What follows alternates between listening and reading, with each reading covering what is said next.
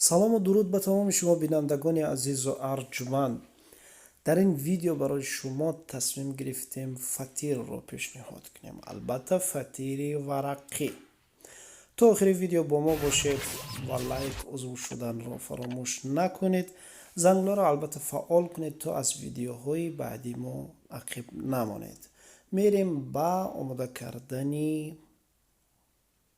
فطیر. 250 میلی گرم شیر و 250 میلی گرم آب گرم، البته کمی آب گرم باید باشد، و یک قاشق خوراکخوری نمک. یعنی که ما 1 کیلوگرم آرد داریم، با کیلوگرم آرد ما نمک رو چین میکنیم. خب از این رزرخیتل، یعنی بوس خمیر رو کاوک کردن از همین خاکه همین که به همه شما معلوم است میدونید. خب 1 کیلوگرم آرد خمیر میکنیم.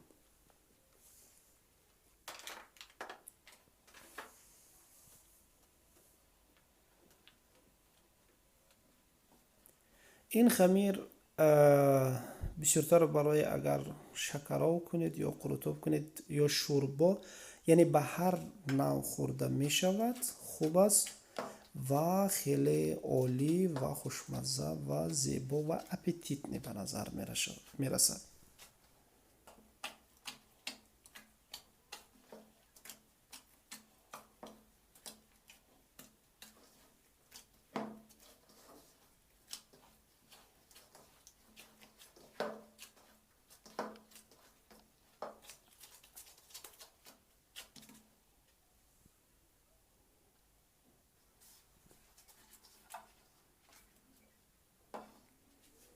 خمیر رو 2 تقسیم میکنیم و میگذاریم کمی دم میدیم. نه البته در این فطیر خم ترش نیست، این رو زیاد نمیگذاریم و کمی میگذاریم. تمام. اول یک با خمیر بازی میکنیم و به مانند از 20 تا 30 دقیقه میگذاریم تا خمیر نرم شود.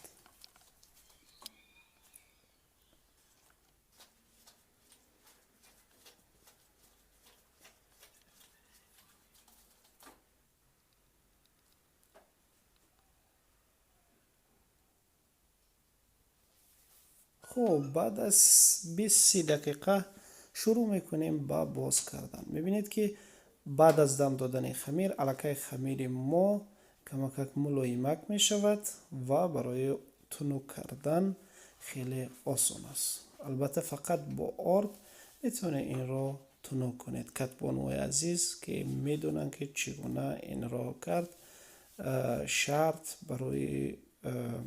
شرط نیست، یعنی شرح دادن، توضیح دادن.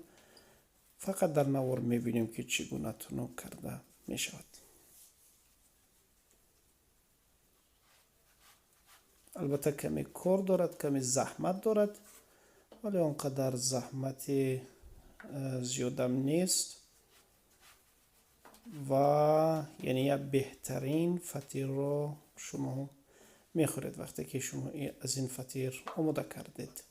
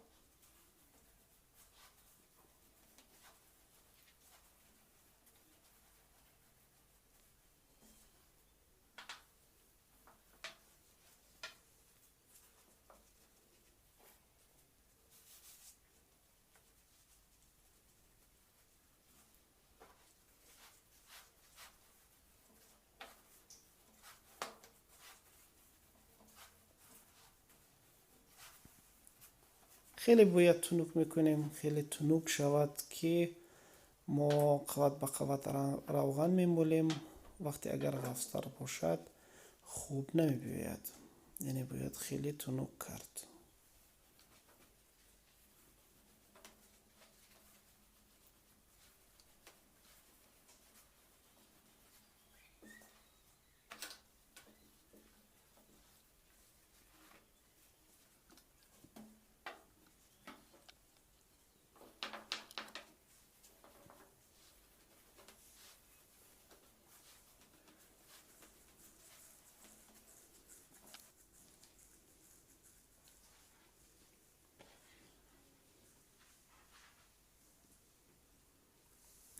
در این ویدیو من کمی زیادتر گرفتم برای یعنی نازک کردن، یعنی تنوک کردن خمیر، به خاطر که بعضی ها شکایت کردن که یعنی زود این رو آماده کرده می شود. به این خاطر تو که فهمو شود این ویدیو رو زیادتر گرفتیم در تنوک کردن خمیر. خلاصه نمک می پوشیم، روغن می پوشیم، روغن رو تنوک می کنیم و فرق نمی کند. روغن معمولی باشد خوبتر است و از روغن مسکم باشد یعنی خوب است. خب این رو میمالیم.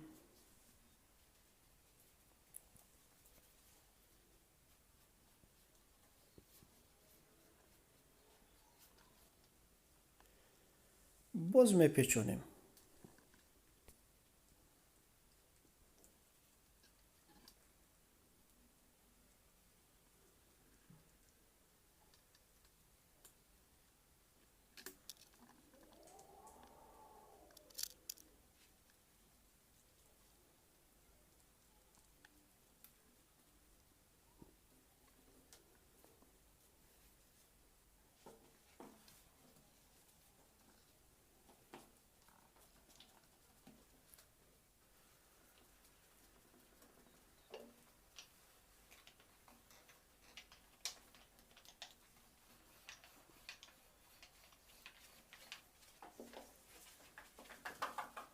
خب حالا که آماده شد در لیست میگذاریم و کمی خط میکشیم بالایش.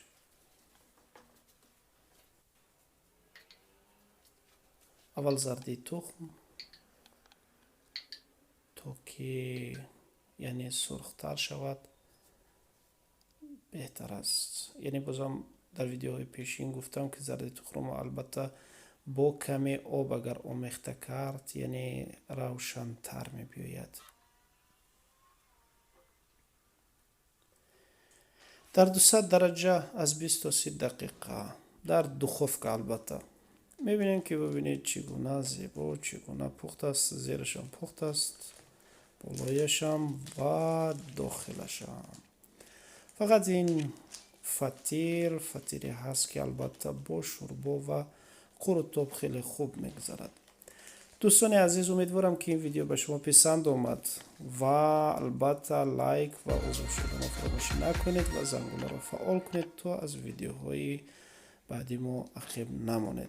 در آخر یک صلوات به پیامبر میفرستیم به شما اشتیاقتان تا ویدیوهای دیگر.